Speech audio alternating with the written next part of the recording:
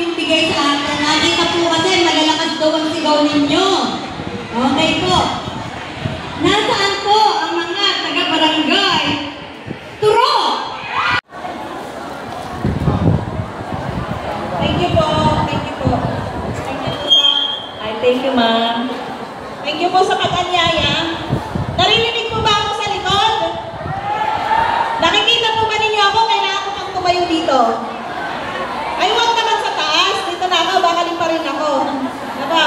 Dito na lang po ako sa baba. Lahat po.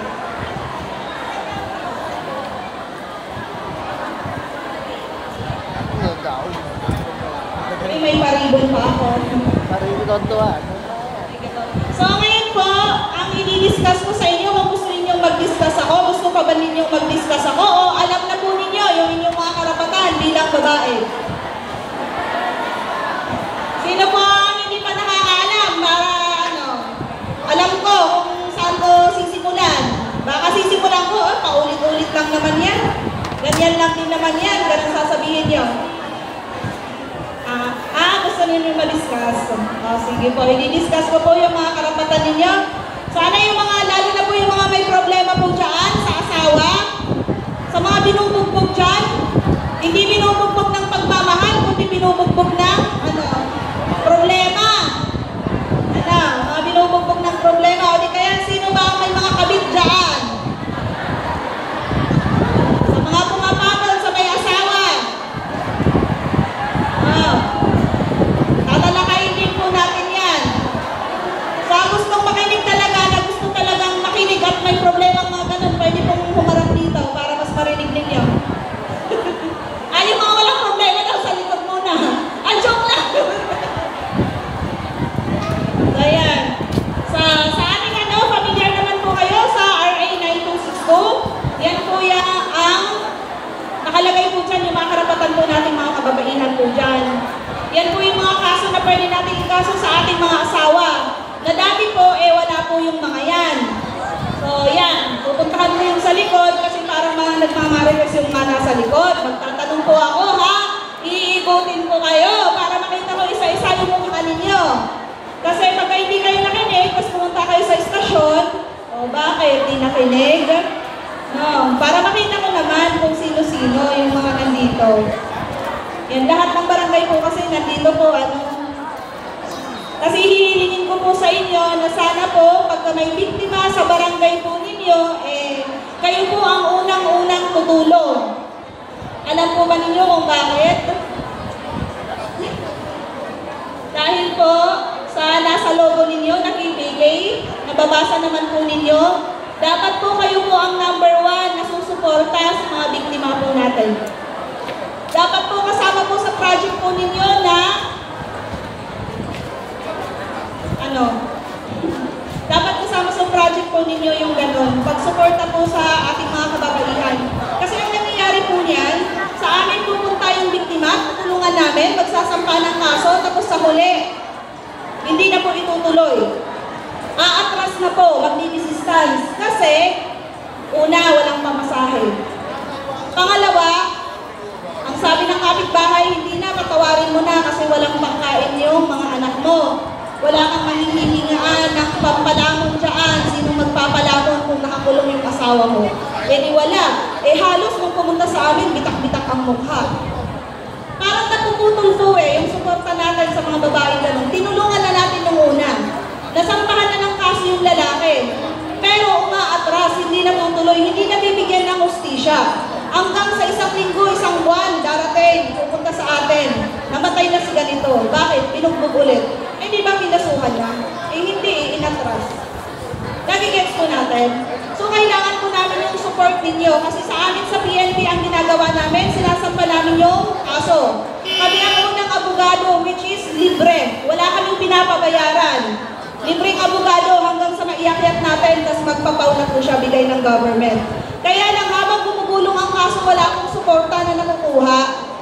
So yun po yung hinihingi ko sa inyo, na kung pwede po, sa bawat barangay, magkaisa po kayo na sana po yung mga biktima po natin, masuportahan natin.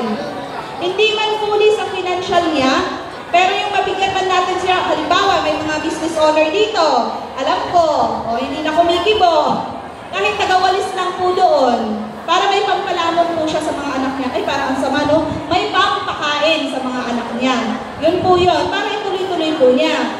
Tapos, yung manghihingi po ng, parang mag-a-assist po siya sa mga financial assistance natin, pwede po may mga kakilala po dyan, tulungan po natin, para tuloy-tuloy nga po yung tulong.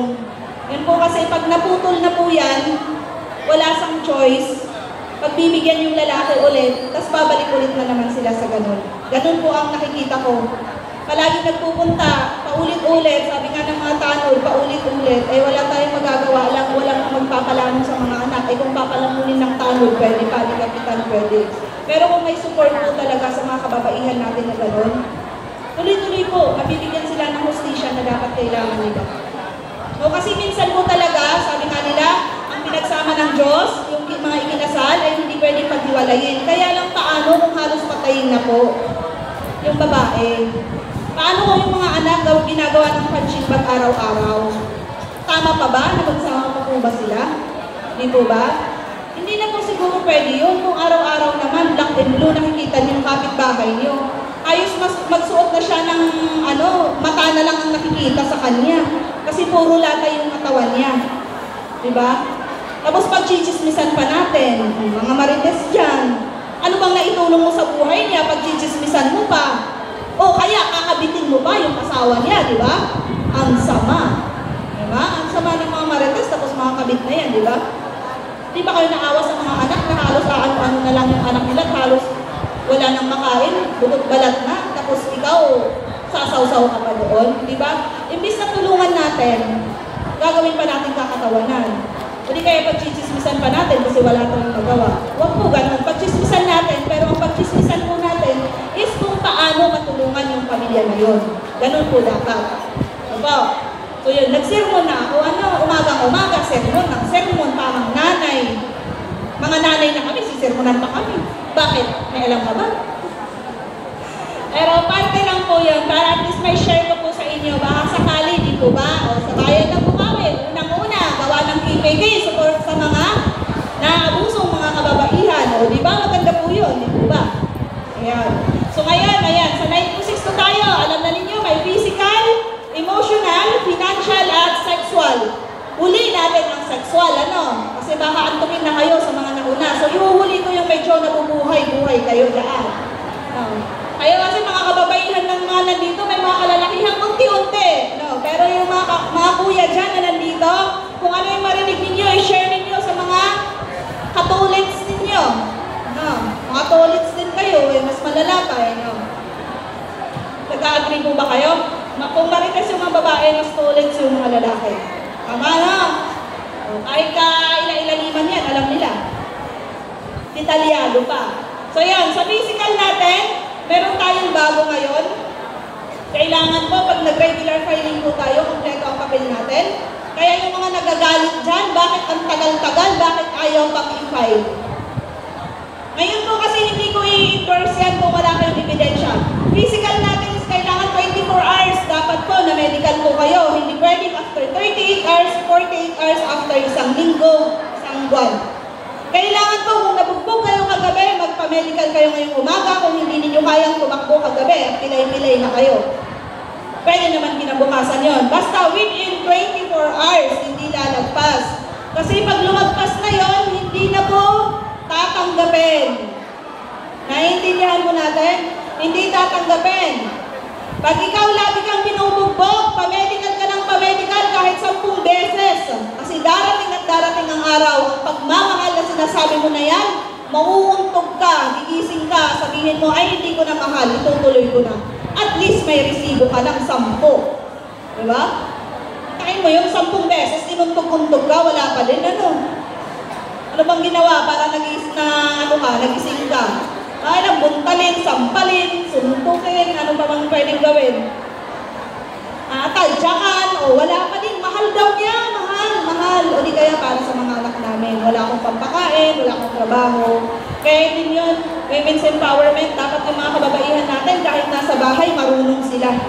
Namumroblema din tayo kasi sa mga babae na talaga po wala, nakaasa lang sa asawa.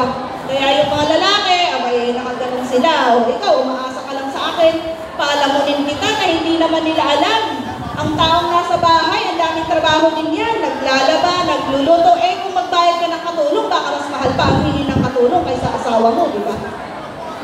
Yun ang hirap. Kasi hindi nila naiintindihan. Kasi nasa trabaho sila, tayo nasa bahay. Pero kung magpalitan tayo ng pwesto, ay ewan ko na lang. Baka wala pang isang oras, so surrender na. Tatawagin na kayo. Di ba? Pero ganun po ang nangyayari. So yun, sa physical natin, kailangan po 24 hours na pa-medical na kayo sa Santa Maria. Dati-dati, Santa Maria. Yung iba po, pagka puno ang Santa Maria, tumatakbo pa ng Malolos. Ngayon, meron na tayong Mayor Johnny. Ayan, malapit-lapit na. O, so, hindi magbabago ang isip ng mga asawa na nagumpog dahil sa traffic. Ay, ayaw ko na. Nakakapagod na, matulog na lang ako. Ayan, mauubusan na ako ng dugo. Ayaw ko na, magpa-Dr. Yama Hospital na lang ako. Diba? Hindi na, may malapit na tayo. Yun lang po kasi ang ina-accept. Hindi po pwede sa private. Kasi alam na natin, pwede natin papalitan kung anong nakita doon sa private. Hindi man nilalahat, pero pwede po yun. Kasi private nga po eh. Kaya ang gusto nila, sa government tayo kumuha ng medical certificate. Yun ang kailangan natin sa physical. Psychological ang sunod, pero napakahirap ito, pero mostly ito yung nararanasan ng mga babae. Emotionally abused. Ano, kahit magsalita ba ako dito ng masama? Wala bang nagre-record? Ay, mga nire-record nyo. Mga pusang gala, mga, diba? Alam na ninyo kung ano yung mga pinagsasasabi sa inyo. Minsan pa, pok-pok ka, ganun, paganito, paganyan, o diba? May mga ganyan na nasasaktan tayo. Lalo na sa mga ano, syempre, yung matatanda na, gusto nila nakakuha ng mga ganun. Eh kayo, ganun na. Diba? Susumbatan kayo ng mga ganun. Hindi kaya, nakuha kayo na may anak na. Diba? Yun, emotionally abused. Na kung nakapagpagkakawal kayo, lalo nilalabas. Bakit ang babae ko ganito? Bakit? Kailangan ka na po. Hindi ka dito. Uwi na po ba tayo? Kasi po yan sa emotional abuse. Ayun, emotional abuse natin ha. Kaya magpupok tapos. Kaya sa emotional abuse yung sinasabi. Ako po si Mauna. Talaga. Ako naghirap sa ano, IT. Bakit pa mahirap na psychological abuse? Kasi po, ang psychological abuse, kailangan po meron tayo test from psychiatrist na titignan kung meron po ba talagang epekto sa atin. Ganda pa naman yan, malaki. Di ba kung nakikita nyo yung mga laging sinasaktan ng mga asawa? Eh parang aning-aning na. Napapansin po ba ninyo yun? Dati-dati ang ganda-ganda niya, ay beauty queen yan, mga ganito sumasali sa mga ganito yan. Pero bakit ngayon tingnan nyo yung itsura? Diba? Kasi mentally abuse na sila. Ano ba yun? Ba't may lumilipad? Mentally abuse po sila, kaya ganun po. Parang naano na din yung utak nila, na araw-araw ba naman sinasabihan ka na kung ano-ano masasakit na salita. Di po ba? So yun ang kailangan natin. Mahirap man itong psychological abuse na patunayan, pero yun nga kasi ang mahal po. Pagka nag-private kayo, 15 to 35,000. Bakit ganun kamahal? Kasi ang doktor po is mag-iimbestigo po nila yung sa board, kaya ganun kamahal. Meron din pong ino-offer ang ating DSWD. Sa Mandaluyong naman gagawin po yun. 4 na beses gagawin po yun. Sa 4 na beses na yun, once a month, so aabutin po ng 4 months. Tsagaan po, ang ginagawa naman po yata nila, isahan na po yun. Lahat-lahat kayo, may sasakyan na. Aantayin na po kayo doon. Yun ang tulong ng ating gobyerno. Meron din po akong nalaman sa may bandang Malolos, 5,000 po yun. Private po yun, kay Dr. Sayo. Ayan, yun yung meron din po yun, yung titignan yung ano nyo, tapos bibigyan po kayo ng certification. Yun po yung sa psychological. Kasi yung una nga po sabi ko, pag wala po kayong ebidensya, hindi po natin isasampa po yung kaso nyo. Eh sa 926 po nga, di ba? Physical, emotional, yun ang mga kailangan natin doon. Yun yung nakasok sa kaso na yun. So yun po ang kailangan doon, kailangan po meron result. Ito. Ayan, sa pangatlo tayo sa financial. Ito ang financial, yung mga hindi nagsusustento, hindi nagsusustentuhan dyan. Papaliwanag ko nanay, sustento sa anak lang po ha, hindi po pwede sa nanay, no? Kasi may nagpupunta po sa amin, bakit gano'n, hindi ako nagsusustentuhan? Eh nanay, sa anak lang po ang sustento. Tapos ang sustento po, Below 18 po. Pag nag-18 na po yung anak ninyo, hindi na po. Kaya lang, nasa tatay naman, kung may isip at may utak yan, at patapos na yung anak ninyo ng kolehiyo, kahit 18 na, sustentuhan pa din. Kasi sa huli, anak pa din naman nila yan. Ano po? So yun sa financial natin, ang ano po natin dyan is sa malolos na po tayo. Direct na po tayo ng malolos, hindi na po hawak ng pulis po yan. No, hindi na po hawak po ng pulis. Tatandaan po natin ha, hindi hawak ng pulis yung sa financial abuse. So ang nangyayari po niyan ay, pupunta lang kayo sa amin para po hingin kung ano yung mga kailangan yung dalhin sa malolos pagka magpupunta kayo ng malolos. Number 1 naman yun is birth certificate po ng bata. Patunay po na minor po yung anak ninyo. Yun po ang dadalhin ninyo, yun ang number 1. Kailangan na po din PSA. Yun po, kailangan natin mag-ito ng PSA pagkabalak-balak po natin. Ayan, para matanggal yung antok ninyo, pag tinawag ko yung barangay ninyo, tatayo kayo, kasi sisigaw kayo, ha? Kasi nakikita ko, inaantok na po kayo eh. Pero hindi, sunod na ito na i-discuss ko, magigising na kayo. Ito yung sa sexual abuse kasi. Bakit may sexual abuse po sa 926 po? Sa mga babae, mag-asawa naman kayo, ginagawa naman ninyo yun, di ba? Kahit anong posisyon, kahit anong oras, kahit saan, pwedeng gawin yun ng mag-asawa, di ba? Bakit may marital abuse? Pinilit. Yun yung tawag na marital rape. Ayan. Mga kuya, pag ayaw ni ate, huwag pilitin. Makakasuhan kayo ng, nagtago na yung mga kuya. Rape, makakasuhan kayo, marital rape, mga kuya ha. Pag ayaw ni ate, no? Kasi pag ayaw ni ate, tuyo yan. Masakit yan, tuyo. Wala, pagod eh. No, pagod sa paglalaba.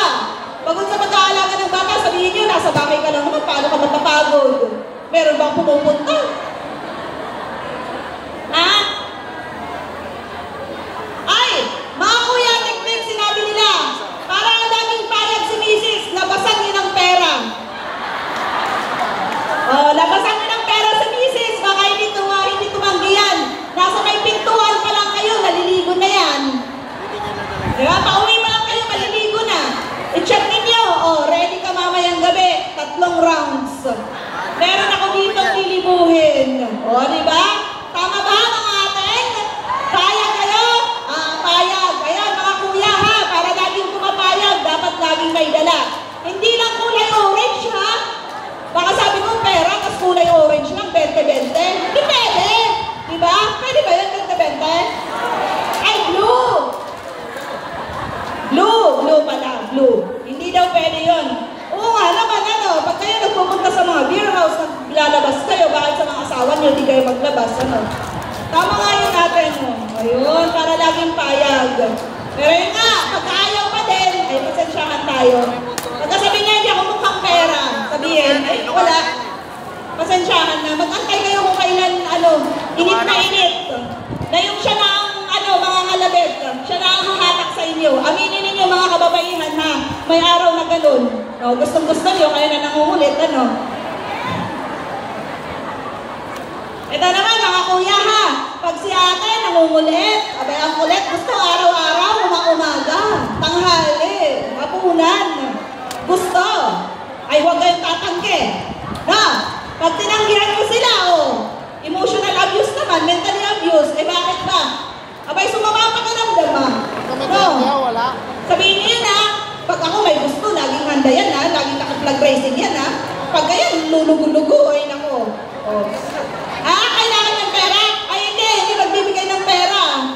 Wala, basta gusto. Pag gusto ng babae, pagbigyan nyo, kasi karapatan nila yan, di ba? O, ganun sila, wala silang laban doon. Pero pagka ayaw.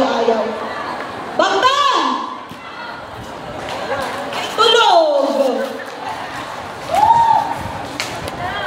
Ayan pati, no? May leader na sila doon. Baka gano'n na, pag gusto ng babae, pagbigyan, pag ayaw ng babae, wag. Karapatan namin tumanggi, pag pagod kami, ano? Hindi naman lagi-lagi, gusto, ano ba yan? O, diba? So, yun po yung physical, emotional, financial, at saka sexual. Pag ayaw magtrabahuin ng asawa, may kaso po ba yun? Oo, may ano rin doon. Pag ayaw magtrabaho, sabi niya, huwag ka na magtrabaho kasi baka pagka nandun ka, pagpipiyasa ka na mga trabaho mo, hindi kayo mangangabit ka lang doon. May kaso po ba yun? Buhusan mo yung tubig. Meron po. Kasi may plano Tama, ko. meron pong kaso yun. Economic ka. Buhusan mo Bakit yung tubig ayaw para magtrabahuin? Ay, boss, Pwede papalitan po ng kayo babago. magtrabaho. Hindi po bawal yun. Ano? Oh, pantay lang babayan na lang. Eh, para maranasan din Yan. naman ninyo. Ano? Hindi lang puro kayo sa bahay. Kasi nga yung sinasabi ko kanina, Papalitan na yun. lahat ang pakit pambili lang ninyo ng panty nyo, eh, galing pa sa Buhusan ko na ito tubig eh. kasi wala ka pang extra pambili. Para may extra ka naman, ano?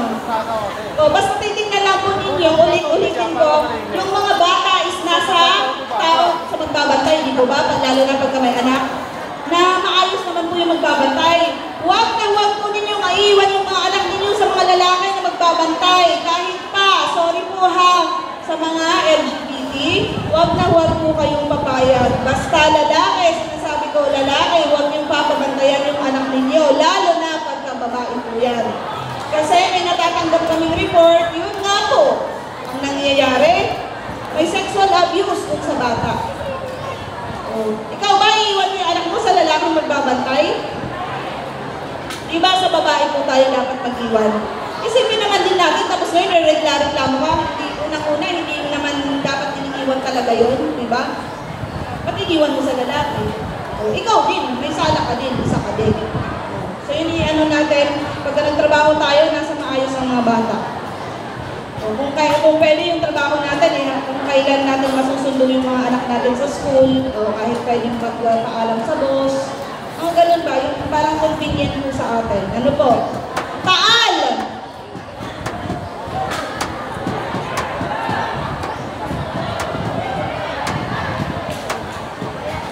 Ala, kahilig daw sila. Sabi na, hindi, okay lang kami dito. Hello, gagano na lang. Ano? Taal ha? Number 1 kayo last week ko, ha? Ba't hindi kayo maingay? Maingay kayo last week sa akin. Tawag dito, tawag doon. Yeah. Sana wala nang susunod po ng taal ha para kawalan ninyo. Yung mga anak po ninyo, pwede pong i-check yung mga cellphone ng mga anak ninyo. Hindi pwedeng hindi ninyo i-check yan. Karapatan ninyo bilang magulang na i-check ang cellphone ng mga anak. Huwag kayong papatalo sa anak ninyo na sasabihin, Mommy, privacy. Ano yun? Hindi pwede, lalo na pag-minor, i-check nyo yung cellphone. Tingnan nyo yung mga ka-chat dyan. Isa pa, yung mga nagpapa-sponsor ng anak. Sino may sponsor ang anak dyan? Na foreigner. Meron po ba? Walang sumasagot. Ba't siya? Sponsor ng mga anak. Meron po ba? Meron? May mga account? Meron kayo? Ba't siya? Meron eh. Huwag na kayo sa akin. Meron 20. May 20 akong alam dyan. Kaya yung may sponsorship po natin, pagka hindi legit, huwag po tayong papayag. Sinasabi ko sa inyo, sa panahon ngayon, ilan na lang po ang talagang libre. Libre na walang hihingin sa inyong kapalit. Spy-sponsor na yan, oh. Ikaw ba naman bibigyan ka ng 20, 10 sa isang buwan? Walang kapalit yun? Oh, ayaw tatanungin ko, magbibigay naman 10,000. Ayaw nga, 20 eh, di ba? Sasabihin natin, oh, dahil nabibigyan kita ng 20 pero walisin mo yung bakuran. Di ba? O sila pa kaya na magbibigay ng 10 tapos 20, libre lang. Huwag kayong maniwala din doon. Kung government, pwede pa kasi may listahan yun. Pag government ng mga financial assistance, mga ganun, talagang legit yun. Pero yung sponsor ng mga taga-ibang bansa, mga foreigner na hindi naman lahat Amerikano, may mga Nigerian, may mga Africans, na nag-i-sponsor daw dito, tapos anak mo, minor, ang ini-sponsoran. Sinasabi ko sa inyo, sa huli, may kapalit yan. Kung hindi man physically nagagalawin yung anak ninyo, video ng anak niyo na nakahubo, nandun na sa ibang bansa, pinagpipiestahan. Ang presyo nun, 50,000 to 100,000 sa pera nila, na i-convert sa pera natin. Pero yung binigay lang sa'yo, 10,000. Once lang yun, isang buwan lang yun. O kung ita-times mo yun, times 12, 120,000 lang.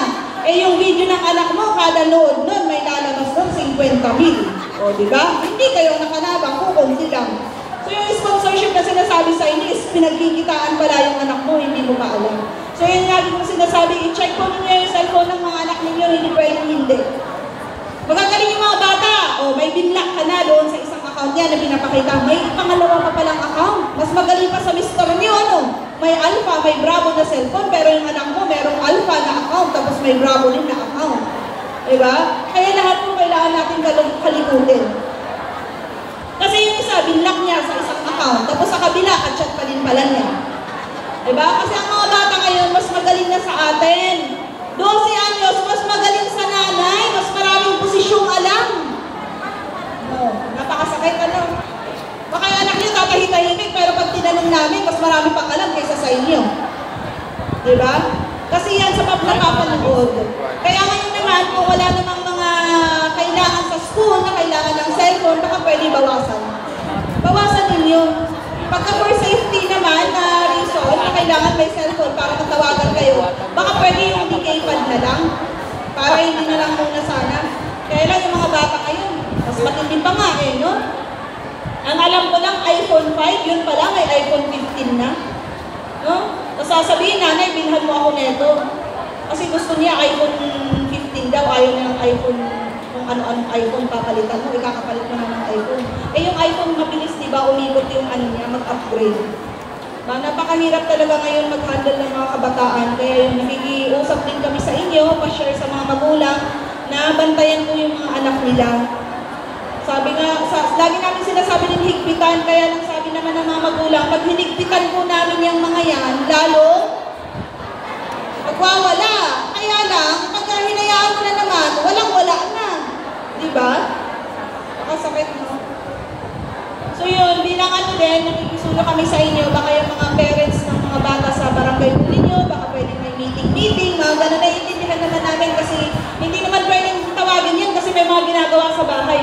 Pwede naman yung home visit, pagka ano, kasi next year po may mga ganun po kaming project, pupuntahan po bawat bahay.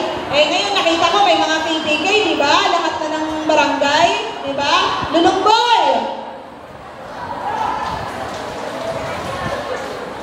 Ayan, lahat ng barangay, so makikisuyo na lang po kami next year po sa inyo kung pwede may sumama sa amin. Hindi naman sa araw-araw, kahit by zone tayo.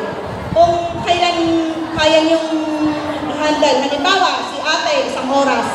Ikaw naman, isang oras din. O kaya 30 minutes. Kasi naiintindihan namin may mga trabaho po kayo. Tapos sila din may mga trabaho. Bahay-bahayin natin, baka sakali. Uunahin po natin yung mga hindi po taal na ano, yung kung saan may marami pong mga kasong nangyayari.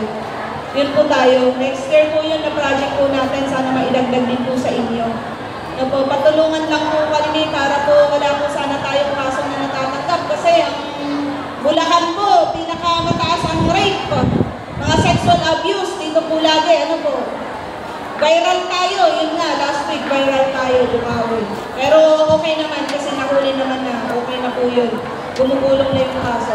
So yan, sa kasong rate, wala na pong ano, wala nang tanong doon. Ayaw ko na di-discuss yun, baka mamaya magkulay green na tayo lahat dito, no? Alam na po ninyo kung ano yung kaso na yun, di ba po? Ngayon po, ang mangyayari po pala sa mga kaso ng mga bata, kabataan na may jowa na may nangyari sa kanila. Hindi na po rape yun kasi pumapayag yung bata sa sexual abuse na lang po tayo, mga madam po, ano? Kasi lahat na lang, rape na lang sinasabi, hindi na po. May classification na ngayon kasi nakikita ng korte, magjowa, may nangyari, nahuli ng magulang, kaya kakasuhan ng rape. Ngayon po, may basis na kung ano dapat ang ikaso po talaga. Kaya may iba, pupunta na lang akong po kasi nga, hindi naman ano ang kinaso sa anak ko. Anong mangyayari? Pupunta nga ng po, babalik din lang din naman sa amin. Ganun lang din, igulot. Diba? So yun po yun. So may mga tanong. Kasi inaantok na kayo. Gusto na ano, pamigay na natin to. Ano, baka may mga tanong po dyan at nahihiya lang din na magtanong. Pwede po kayo pumunta sa office, libre po yun ha. Huwag kayong matakot pumunta ng police station. Ano po? Yun nga lang po, aakyat po kayo sa second floor. Medyo mainit po doon. No, okay lang po, magdala kayo ng pamaypay. Kung mahaba-haba yung usapan natin. Yun, libre lang po ang magtanong. So yun, pagka may mga tanong kayo, pumunta na lang po kayo sa amin. Kasi alam ko, baka may mahihiyang magtanong po dito. Tapos may iba kayong activity. Ready na din yung mga sasayaw dyan. So hindi na ako magtatagal. Yun lang po yung gusto kong i-share sa inyo. And gusto ko din pasalamatan ng Barangay Sulungan, Barangay Toro. Kasi sila po yung nag-invite sa akin last week para po sa PK nila. No? Yung mga ibang barangay, pwede naman po, humabol pa. Na po. So yun lang po, maraming salamat at magandang umaga sa inyo. Merry Christmas! Yun po.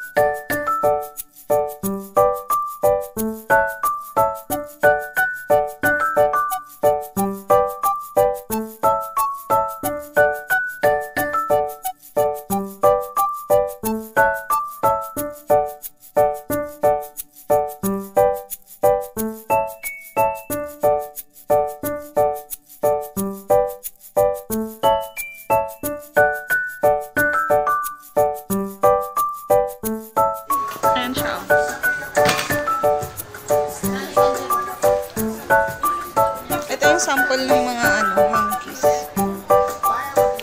Wait lang tayo. Hindi ko alam kung anong anuhin nila eh. Papabili lang din kasi. Yung pinakamalaki, yun yung 999. Yung malaki na siya. Pag-towel na siya. Tapos yan lang po colors po, ano.